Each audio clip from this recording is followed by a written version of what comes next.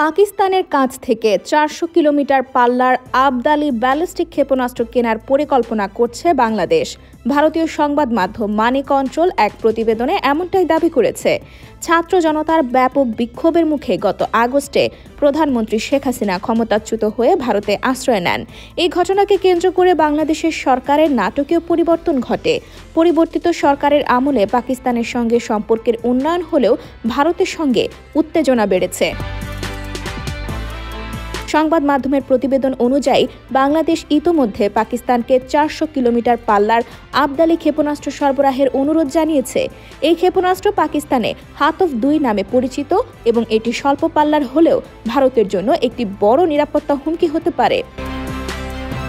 ভারতীয় প্রতিরক্ষা গবেষণা সংস্থা IDRW দাবি করেছে, এই ক্ষেপণাস্ত্র মোতায়েন করলে ভারতের উত্তর পূর্বাঞ্চল বাংলাদেশের নাগালের মধ্যে চলে আসবে।